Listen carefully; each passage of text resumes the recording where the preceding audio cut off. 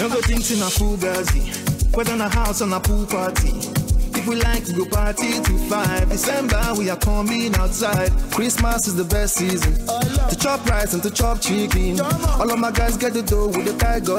All my girls gonna show with the fine clothes. And you know, love is available. This special miracle is nothing without love. Let it show, show everywhere you go. Tell everyone you know. The reason for the season is your loving and your giving.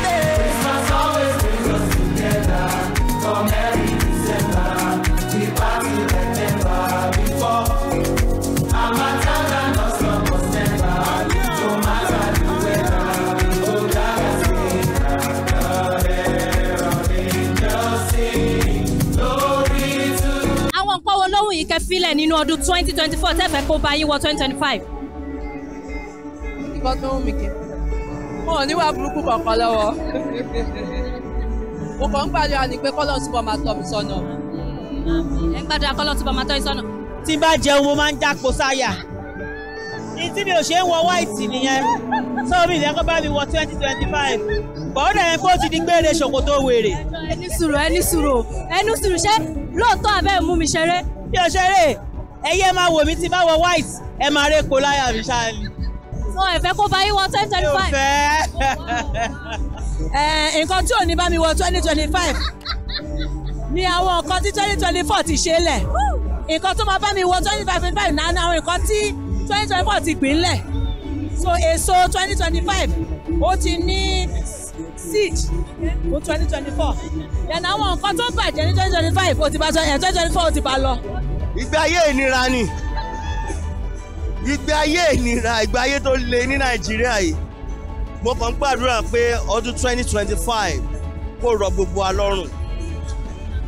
Kò sí bó ṣe lè wọ́n tó ká lè kọ́wọ́ bàpò báyìí ká rà. Kò sí bí ìrẹsì ṣe lè wọ́n tó ká tọ́wọ́ bàpò báyìí ká rà. Àdúrà tí mo gbà nìyẹn.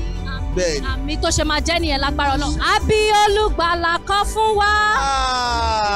Ní inú Bethlehem, ẹni tí ó jọba ayérayé, àwa ti ti dé dandandan láwọn sọ ọmọ, àwa ti wá láti mú ẹ̀bùn fọ́ba tàbí lónìí. Kérésìmesì dé, Kérésìmesì. Ìbànújẹ́ a máa fílẹ̀ sẹ́yìn o. Fẹ́mi fẹ́yìn.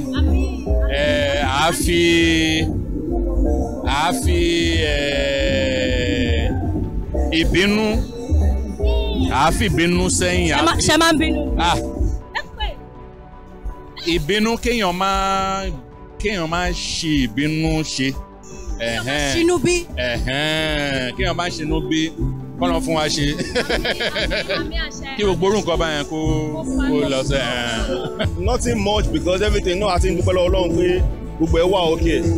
Ká máa fi anything sílẹ̀, a fẹ́ fi 2024 sílẹ̀, lálọ́ 2025. And with everything that God has proposed to us that ó máa ṣẹlẹ̀, ọgbẹ́ wà lọ́wọ́ Ọlọ́run and we are expecting the best. Everything's in a fugazi, whether in a house or a pool party. If we like to go party to 5 December, we are coming outside. Christmas is the best season to chop rice and to chop chicken. All of my guys get the dough with the tiger. All my girls gonna show with the fine clothes. And you know, love is available. This special miracle is nothing